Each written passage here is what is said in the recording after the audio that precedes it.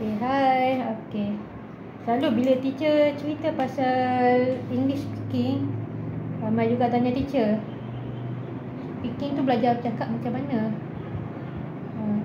Okay, dalam speaking bahasa Inggeris, okay, kita tengok silibus sekolah dulu.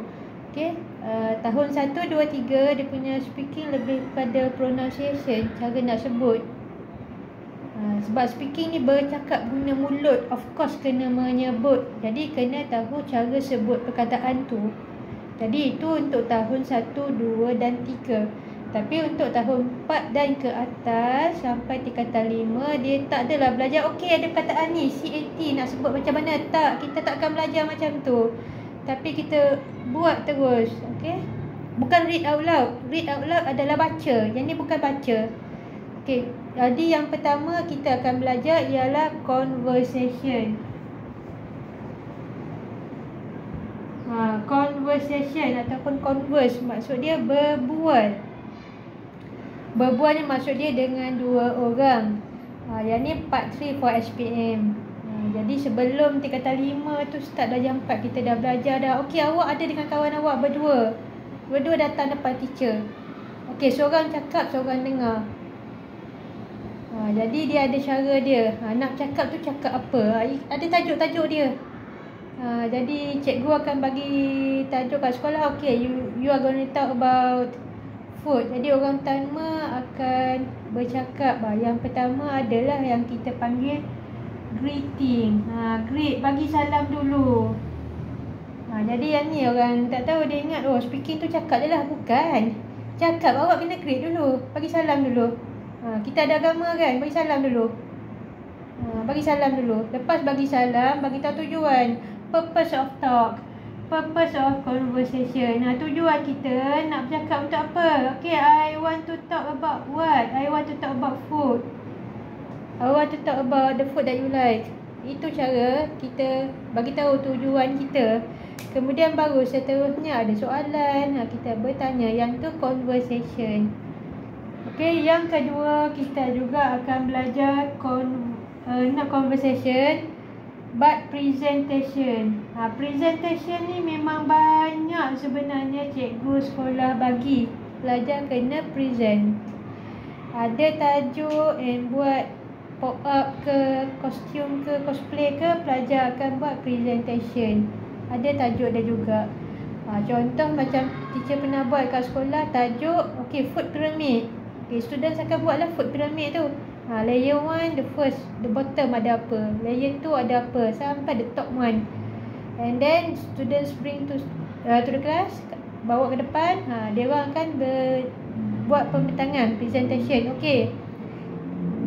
Assalamualaikum, bagi salam, purpose I stand up in front of the class, buat apa?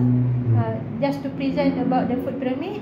And dia akan present. Food pyramid dia tu ada apa? Dia akan explain satu per satu. Yang seterusnya ada juga teacher akan ajar dalam kelas teacher adalah discussion. Discussion ni adalah group work, kerja berkumpulan. Ada cara dia.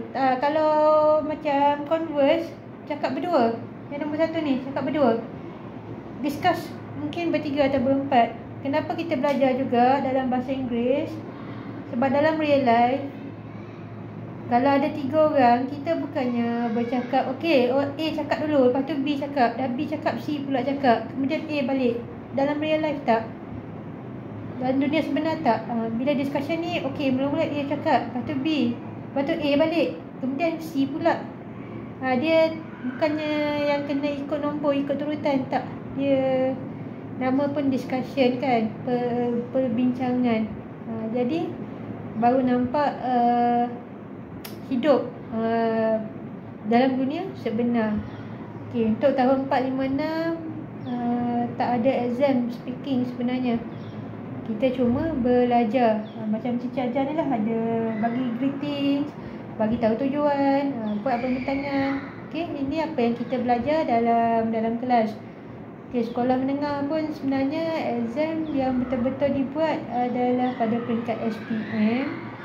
Jadi dalam trial ataupun midterm test mungkin ada jugalah. Tapi itu takluk pada tingkatan 4 dan 5. Jadi tahun 4 hingga tingkatan 3 ni dia lebih kepada belajar. Jadi for those yang rasa speaking ni belajar apa je, ini yang kita akan belajar. And untuk peringkat seterusnya, diploma dan sebagainya, speaking yang dipelajari ada tambahan iaitu attending interview, menghadiri temuduga. Dan untuk orang awam yang nak belajar, selain daripada attending interview, mungkinlah ada mesyuarat. Attending a meeting, yang tu acara rasmi. Dan tajuk dia sebenarnya dia tak ada beza daripada tahun 4 sampai orang dewasa. Yang berbeza ialah vocabulary, kemampuan pelajar tu ucapkan perkataan-perkataan tu. Jadi bagi orang yang baru bermula, yang memang vocab dia sangat rendah, ada kemungkinan dia susah sikit lah tahu perkataan tu, tapi susah nak menyebut. Bila dalam kelas yang ni peluang kita boleh tanya kawan kita, ni perkataan ni macam mana nak sebut, perkataan tu macam mana nak sebut, and kita akan guna dalam real life. Jadi sebenarnya kelas speaking ni dia membantu untuk belajar menyebut.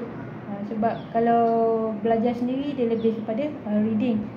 And then untuk kelas speaking juga dia perlu teman sebenarnya. Yang tu yang kebanyakan pelajar dia cari kelas sebab perlu teman untuk praktis. Jadi untuk teacher sendiri, no worries, jangan risau. Teacher memang akan completekan 3 assessment ni dulu. 3 ni kalau syllabus speaking memang akan wajib ada. Tambahan-tambahan yang teacher sebut tadi dia sebenarnya ikut umur. Jadi untuk sekolah rendah kita tak buatlah hadiri temuduga sebab tahun 4, 5, 6 tak ada temuduga. Untuk tingkatan 4, 5 mungkin ada, dia lebih kepada pengenalan.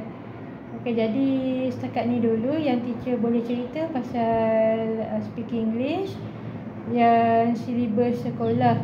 Jadi yang mana ada purposely nak tanya, kita boleh tanya, boleh contact teacher terus. WhatsApp teacher 012 689 9281.